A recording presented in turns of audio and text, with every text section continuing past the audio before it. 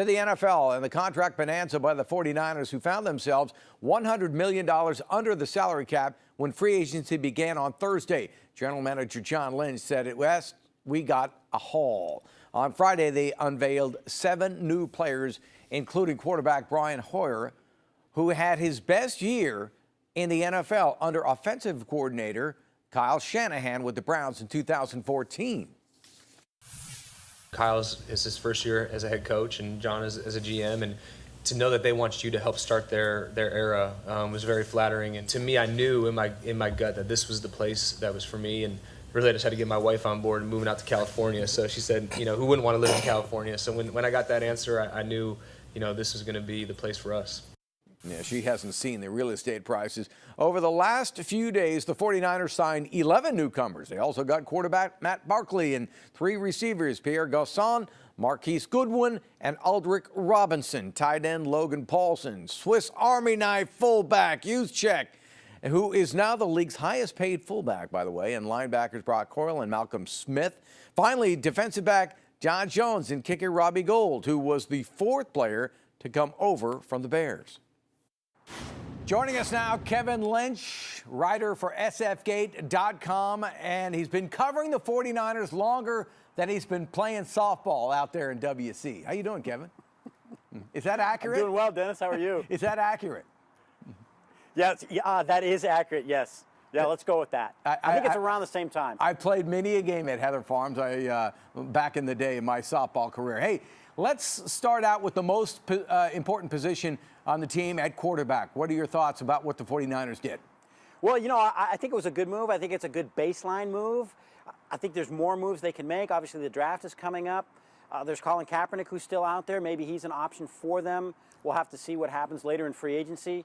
But at least they have a guy who is a placeholder. And under Kyle Shanahan, who knows?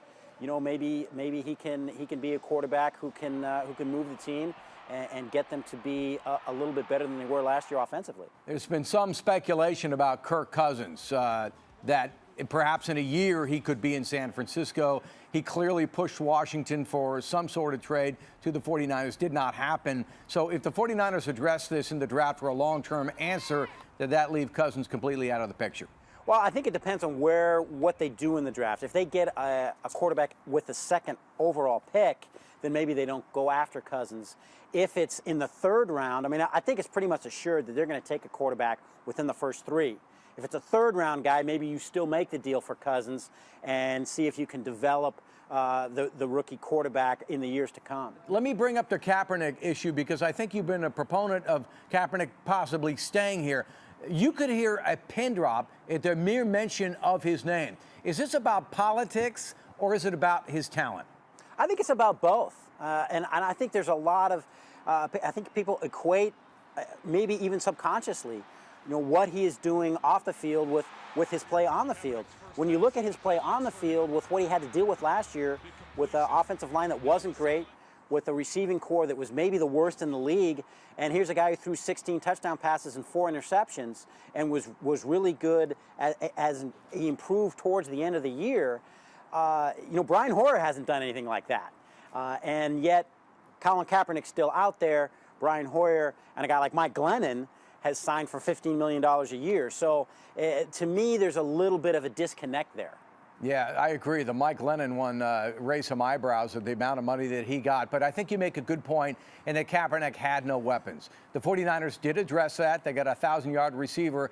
He's up there in years, but Garçon can still deliver the goods. And then Goodwin as well. Do you think they upgraded enough at that position, or do you expect, again, for them to address that in the draft?